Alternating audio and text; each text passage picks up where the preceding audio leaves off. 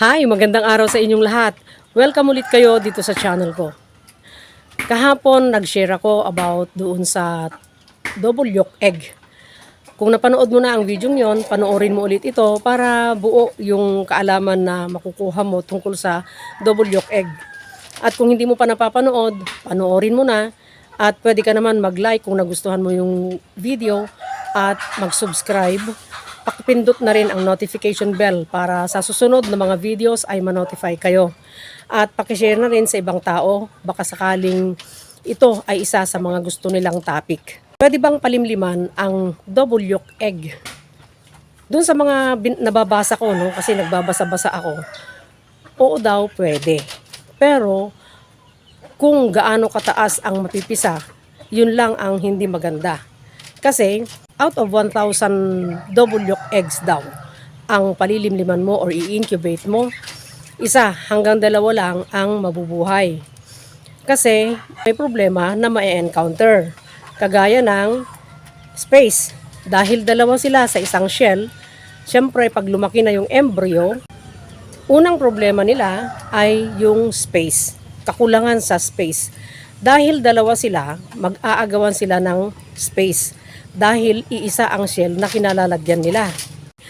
Number 2, yung sustansya. Makukulangan sila ng supply ng nutrients.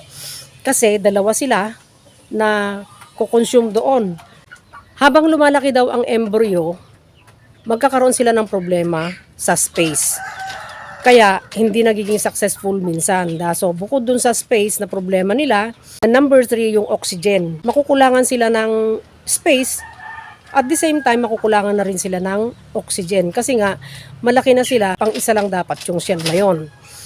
At number 4, yun yung hirap sa paglabas. Yung mahihirapan silang lumabas.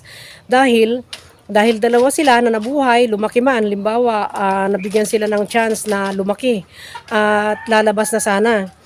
Hindi sila makakalabas dahil hindi nila matutuka hindi nila mabubutas yung air sac na kung saan doon sila dapat lumabas. Tutukain nila yung air sac para mabutas nila yung shell sa paglabas. So, makukulangan na sila ng hangin, hindi pa nila nabubutas. Yun ang magiging problema. Kaya, mataas ang mortality ng pag-i-incubate or pagpapalimlim sa double yolk egg. Pwede mo pa namang itry. Baka malay mo, successful ang pagpapalimlim mo, no? Pwede mo pa namang subukang magpalimlim or mag-incubate ng double yolk egg for experiment. Yung gagawin mo lang, experimental. Para ma-prove mo na, oo nga, pwede namang mabuhay ang kiti mula dun sa double yolk. Or, oo nga, totoo nga, mataas pala ang mortality ng double yolk na palilimliman. Hindi nga naging successful. So, pwede naman, di ba? Kasi for experimental purposes, pwede mong gawin yon.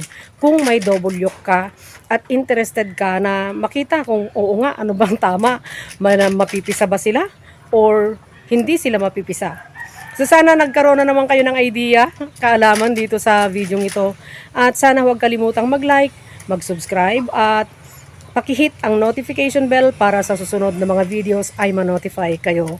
At salamat sa lahat ng mga sharer, yung mga nagko-comment, thank you, yung mga hindi nag-skip ng ads, salamat sa inyong lahat, malaking tulong yun sa channel ko. At patuloy sana niyong subaybayan ang channel ko, tulungan nyo itong channel ko na mag-grow. Kasi may matututunan kayo dito sa channel ko. Hanggang dito na lang, sana pagpalain tayong lahat araw-araw at panatilihing masaya, masigla, at malusog ang ating mga alagang manok.